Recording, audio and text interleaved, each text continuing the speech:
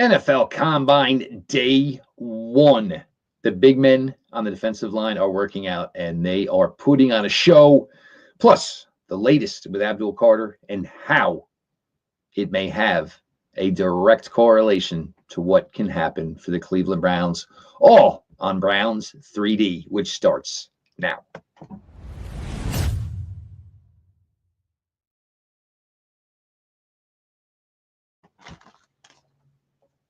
Welcome back, my friends, to the show that never ends, your daily delivery of all things Dog Pound.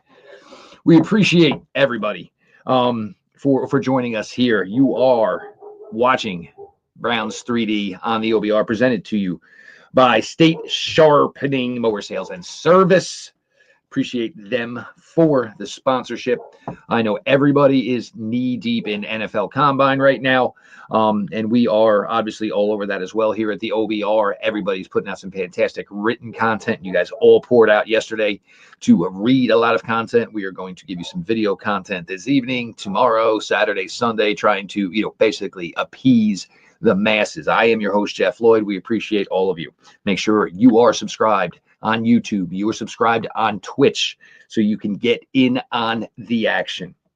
I guess we'll start on the Abdul Carter news. And, unless you were in Indianapolis last night and out late, most of us had already retired for the evening when the bomb had dropped. And then all of a sudden it wasn't a bomb.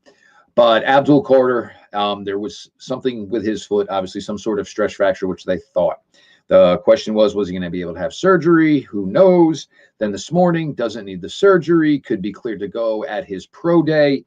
I will preface it with this. March 28th is the scheduled pro day for Penn State. Drew Rosenhaus is the agent for Abdul Carter. I would not be surprised if Abdul Carter does not do any testing.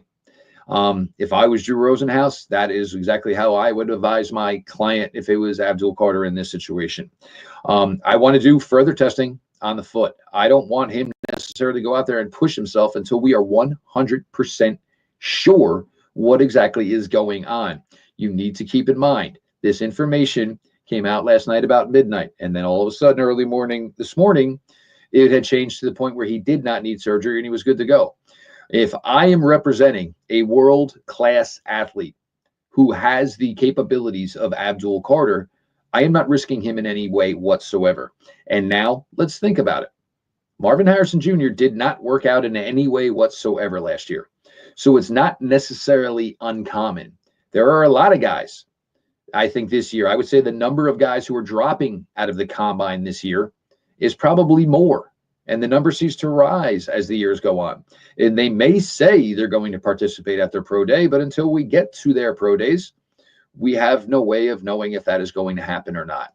The elongated college season certainly has something to do with it. Each guy, and I've said this a million times, each one of these guys, and especially now where there is representation while they are still in college, their draft plan and draft path is talked about. It is planned out to the letter, to the T, what you're going to eat for dinner on Tuesday. These are the types of things that go on. So the plan for Carter can't have any blips, can't have an issue where, okay, we're going to shut you down for a couple of days. All of this is done so scientifically, trying to get you at a peak performance ability at the right time. Carter was not going to work out anyway. Lingering effects of the shoulder injury that, it happened during the college playoffs. It made sense. Also, when you are considered to be the top prospect in the draft, if you don't want to work out, you don't necessarily have to work out. I think there are some guys who have made some poor judgment calls as far as whether or not they're going to work out at the combine to this point. And the reason I believe that is you can say you want to work out at your pro day. You get one shot. One shot then. It's your pro day. And if it's not a great day, it's going to affect you. That's why I prefer guys to work out at the combine. And then guess what? If you crush the combine, scouts are coming to your pro day regardless. And guess what? Well, you want to know what? I'm here as a host. And you know what? Come watch my teammates work out. I've proven what I need to prove at this point. So guys who skip out on the combine and just bank on the pro day, it's something I wish would change. And We'll see how this works for the combine television wise going further, because it's tough. Look, and I get it, and it's a great opportunity for some of the lesser known prospects. And you certainly saw it with the big guys running their 40s today, the defensive linemen. There is nothing in a football more athletic than defensive linemen, hands down. There is not. What these guys can do at 6'5", 275 pounds, 280 pounds is just absolutely mind blowing. But now back to Carter. Now, it had been the last couple of days. Now, what had the talk kind of been the last couple of days? Now, it kind of been like, you seem you're getting a consensus here. Abdul Carter 1 overall to Tennessee, which allows the Browns to have their choice of the quarterbacks at 2. And it seemed to be lining up where it would be Cam Ward at 2, Travis Hunter at 3 to the New York Giants. A lot of people were putting this out there as a consensus. Now, today, seem to be maybe being some rumblings that the Tennessee Titans would possibly be interested in trading out of number 1. And ideally, specifically, the team that would be looking to make that jump up to number 1 could be the New York Giants to select Cam Ward. Now, I don't think this has anything to do with the recent news we're hearing on Abdul Carter. What I think this possibly could be, if true, is the Tennessee Titans saying, we think Abdul Carter is fantastic. We think Travis Hunter is fantastic. And keep in mind, the Tennessee Titans are on record as saying they view Travis Hunter as a cornerback first. Doesn't mean they don't necessarily want to use him as a wide receiver as well, but they are one of the few teams on record as saying they view Hunter as a corner. So if Cam Ward were to go 1 to the New York Giants, that puts the Browns probably in an awkward position. I think they love Abdul Carter. Do they have reservations about questions of this injury? They've certainly dealt with Drew Rosenhaus before. And then maybe does Travis Hunter fall back into the lap of the Tennessee Titans at 3? There's been people questioning, would the Browns trade up? I don't know. Do they like Cam Ward enough to take him at 2? Do they love Cam Ward where they're going to try and get into a bidding war with the New York Giants? Me personally, I would not get into the bidding war. I've told you. I don't know if either of these quarterbacks are worthy of number 2 overall. But if I'm going to make a choice of one of these 2 quarterbacks at number 2 overall, I would like it to be Cam Ward for the Cleveland Browns. Shedeur Sanders, and, I'm sure you guys are reading this as well, and, just conversations and text messages I have had, a lot of friends out in Indianapolis. Maybe basically the bloom is coming off the rose a little bit, for Shedeur Sanders. And I think this is one of those things with Shedeur Sanders and, being a legacy. He is an absolute, he is a legacy child of, being the son of one of the greatest NFL players of all time. But I think once we had gotten to the point where, one evaluator can say, well, these are maybe an issue or 2 I have with his game. Because, when you talk about this game for a living, you certainly don't want to upset, somebody's family who is held in high regard. But once you get, one evaluator to say, this is an issue I kind of have, it kind of makes it a little bit easier for everybody else to kind of maybe say, hey, there are a couple of flaws. He's not perfect. And I think this is kind of where I think the Shedeur Sanders situation is going. And look, it's not that he's not one of the top quarterbacks. And, like I said, just because I prefer Cam Ward doesn't mean I'm necessarily going to, fight somebody in a Starbucks about whether or not they prefer Shedeur Sanders. Shedeur, so this could be something he is going through. But look, there are still teams, the New York Jets. There are teams, and still looking at the quarterback situation, a lot of this is going to come down to the way, the free agent veteran dominoes drop. Does Matthew Stafford legitimately become an Las Vegas Raider?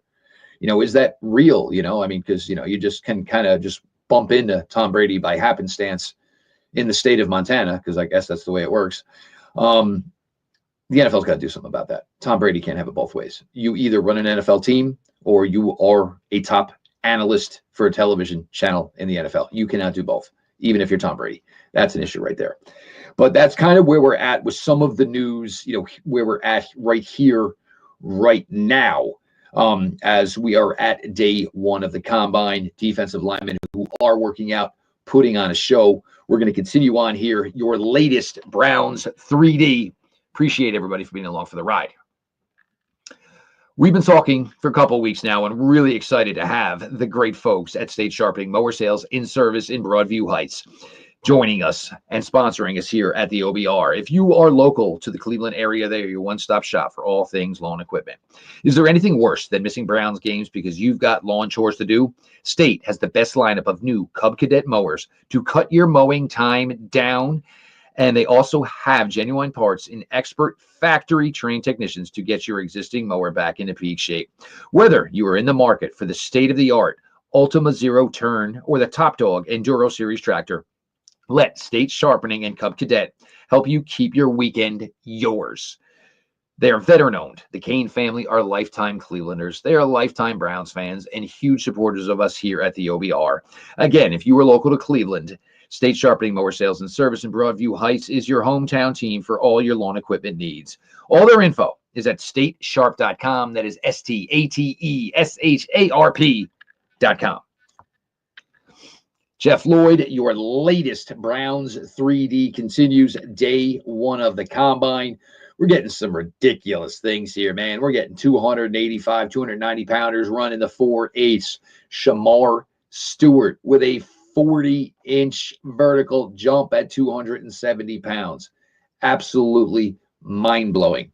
Again, we're going to have some guys that everybody wants to see, but unfortunately are not performing at the combine. Mason Graham, certainly considered the best defensive tackle in this class. Certainly considered a top 10 talent in this class. Weighed in, or at least was listed at Michigan at 320 pounds. Shows up to Indianapolis at 295. All right, shed a little weight. You're going to put on a fantastic workout. No, comes to Indianapolis with the intention of just doing the bench press. So for the bench press, for him to come in, and look, we don't know what his actual weight is. We know what he was listed at Michigan. Is 295 a legit weight? Does he normally 305? Is he normally 310? You don't normally cut weight to participate in the bench press and the bench press only.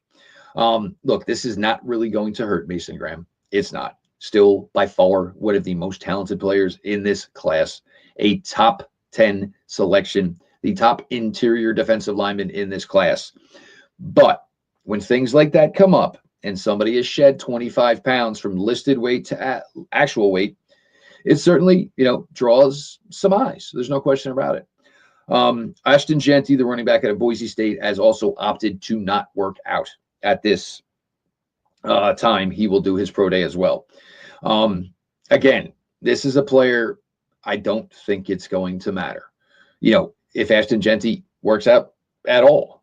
Look, we've all watched and marveled at what Ashton Jeanty was able to do this past season, this past fall out in Boise, Idaho. It was a incredible sight to see.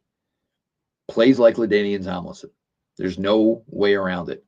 And this certainly is not going to hurt his draft stock. It is, however, on Saturday going to give an opportunity for some of these other running backs to show out and show well. The eyes are there. They were going to be there. The eyes are going to be there regardless. Yes, they all wanted to see Ashton Jeanty as well, but these guys, it's their jobs. It's their livelihood. They have to be there to watch all of these guys run. So it will certainly give opportunities for other guys as well. Mike Green, defensive end out of Marshall. Now, as far as his, I don't even know what to call it. Personal situation, past, whatever happened at Virginia. Now, from what I had ascertained, and this had been, known for a couple of weeks, but this is something you don't want to necessarily put out there yourself. There had been the incident at Virginia with a female, no charges filed, obviously. What I had heard is that there had maybe been a rumored similar type of incident in high school, And when he had signed with Virginia, it was with the idea from the University of Virginia staff that you have no second chance. If there is any incident here whatsoever, your time here at the University of Virginia will be over. Virginia, and I've talked about this in the past, the University of Virginia football program and athletic programs, they don't run like other athletic programs at other schools. You need to be able to get into the University of Virginia in order to be able to be part of their sports programs. So, Green, this is what happened. Obviously, ended up at Marshall, had an outstanding season on the field at Marshall. Now, I don't know necessarily, if the off-field question or whatever went on is something that is going to affect Mike Green. But if I were Mike Green, I think working out probably would have been my best option. And again, he is the perfect candidate for this, just like Austin Genty would have been the perfect candidate for this. I blow up the combine, I go to a smaller school, the scouts come, I'm the host, hey, how are you? I appreciate you coming, He does all this talk with team representatives, Then his teammates go out there and do what they can do. So again, Mike Green is probably a guy, in my opinion, who probably should have worked out. You can't control it, though. Again, like I said earlier. Now, for the Browns, and, again, I was really starting to like that scenario. And the Browns have to take a quarterback, but the Tennessee Titans don't. I just don't get how that works. The New York Giants have to take a quarterback. Okay. I mean, I'm not getting how this works. And, we figure 1, 2, 3, Tennessee, Cleveland, the New York Giants, all three teams should be in on quarterbacks. Obviously, there are not enough quarterbacks to go around in this draft class to satisfy the teams drafting 1, 2, and 3 who need quarterbacks. So, Tennessee, again, I don't know why you don't just sit there and take Cam Ward. But now there are rumors that maybe Tennessee could be the chosen possible destination of Sam Darnold. So that maybe you can understand this. And again, this is what I'm talking about. These dominoes are going to have to drop before we get to the draft. If Tennessee is able to secure Sam Darnold, then yeah, the Browns could be in trouble as far as having an opportunity to get Cam Ward. Because the Giants, maybe the New York Jets, we'll see the way the Stafford thing works out. But the Raiders, all these teams are in the same boat as the Cleveland Browns. Now, I don't know, again, if I'm the Cleveland Browns, I do not know that Cam Ward is a guy that I think is worthy of getting into a bidding war for. The Browns have tremendous amount of other needs. Nobody wants to talk about it. Nobody wants to believe it, but it does exist. And this is kind of why I keep talking about this and kind of hopefully speaking this into existence, is because the Browns have an opportunity to do something special. So if I am the Browns and I can't get Cam Ward, and, I don't know, maybe I don't want to do the Abdul Carter thing. And this is certainly something we talked about with Pete the other day, is maybe trading down, because adding picks, and, everybody talks about this, there was, it was out yesterday, the player you pick at 10 could be the same player you pick at 35. Okay. Well, that's how you reshape a roster. You get as many cracks inside this top 100 as possible, and the Browns could, walk away, with a wide receiver, a running back, offensive lineman, 2 defensive linemen, all things that certainly could, help this team, certainly change the momentum of this team, all things that certainly, could be considered, should be considered for the Cleveland Browns. Now, the Myles Garrett thing. Now, today's news, obviously, that Myles Garrett has, no intention of entertaining any contract talks, extension talks, restructure talks, brand new contract talks with the Cleveland Browns. This is the second time now, and I get it. All eyes are here now. It's the combine. Just like all eyes were there at, Media Row for the Super Bowl. But now this is the second time now that Myles Garrett is putting his name out there and kind of stealing the show. I personally don't like it. How about you do this Monday, man? Let the kids have their stage. You were once one of these guys, Myles Garrett. There is a professional concern, professional courtesy. There is, hey, I may not be a role model, but there is not putting your name out there when there's an opportunity for some other guys. It's just straight facts. I mean, it's just the way it should be. Now, what are your options? The Browns have told anybody who'll listen, zero intention of trading you. So your options are you sit out all summer long, you sit out first half of the season, and then you come show up. And whatever money you're making this year, you're losing. You're losing, I guess, would be 50 to 60% of that money, if not more, in fines, in lost game checks. You would be, another year older if you want to try this again after that, but the Browns still hold a contract with you after that. There's just no way, shape, or form that this works for the Cleveland Browns. The Browns and Andrew Berry's goal every year is to put out a roster that hopefully can be competitive. He's told us this. There is no way they can do that by trading Myles Garrett. So, I mean, you can scream it to the hilltops. You can go to Radio Row at the Super Bowl. You can put out a comment 25 minutes before combine drills start for the 2025 NFL draft season. We know what you want. We're aware of what you want. And I still think at the end of the day, there's two options. Sit out, lose a boatload of money, or find a way to be happy where you are and be the highest defensive paid player in the NFL. Because I just don't see why the Browns should grant your wishes of sending you off to a contender who probably cannot put together a fair enough trade package to compensate the Cleveland Browns. You knew the way these deals were being worked. You and all your teammates got paid and paid extremely well. You knew it came with a caveat that most likely you would have to remain here. And now, because maybe you're unhappy, this is where you're all at. The team reports.